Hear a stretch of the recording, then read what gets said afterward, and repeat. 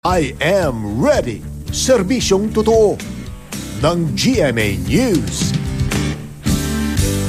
Good morning mga kapuso. Maganda-gandang panahon po ang babati dito sa Metro Manila ngayong araw dahil po sa selebrasyon ng 28th anniversary ng EDSA People Power 1. At sa datos nga ng The Weather Company, bahagyang magiging maulap ang kalangitan at mababa naman po ang tsansa ng pagulan dito sa NCR. Pero yung pong ating init factor, pwedeng umabot ng 32 degrees Celsius. At ayon sa pag-asa, hindi pa rin umuhupa ang ihip ng hanging amihan na ramdam mula po yan Luzon hanggang sa Visayas. Kaya merong mga mahinang pagulan, lalong-lalo na dyan sa probinsya ng Quezon at Aurora. Pero mahihinang ulan na pulo-pulo naman po ang maranasan sa ibang lugar. Mas magiging maulap ang papawirin at sasamahan naman ng mahinang ulan ang Northern Luzon, pati na ang ilang lugar dito sa Central Luzon, Mimaropa at sa Bicol Region. Base naman niya sa datos ng The Weather Company.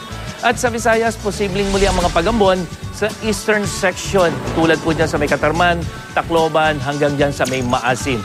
At sa Cebu City, mababa ang tsansa ng ulan sa maghapon. Sa naturang lungsod po kasi idaraos ang salubungan o yung makasaysayang pagtatagpo at simbolikong pagkakaisa ng puwersa ng militar at sibilyan noong EDSA 1. May pulupulong ulan naman na maranasan sa malaking bahagi ng Mindanao, lalong-lalo na dyan sa may Caraga Region, tulad dyan sa may Dinagat at sa ibang bahagi ng Davao Region.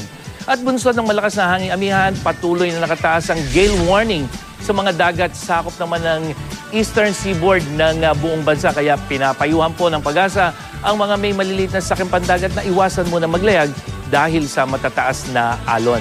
At mga kapuso, kahit po hinagupit ng winter storm ang ilang bansa, gaya ng Estados Unidos at Canada nitong Enero, naitala pa rin ang nasabing buwan bilang ika-4 sa pinakamainit na Enero sa buong mundo sa lumipas na 134 years.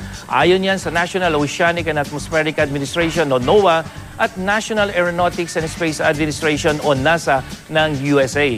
May kanya-kanyang all-time record na mainit na temperaturang naranasan sa ilang bahagi po ng Greenland, dyan sa Brazil at sa Central and Southern Africa. At yan ang latest mula sa GMA Weather. Ako po si Nathaniel Cruz para sa I Am Ready, serbisyong totoo ng GMA News.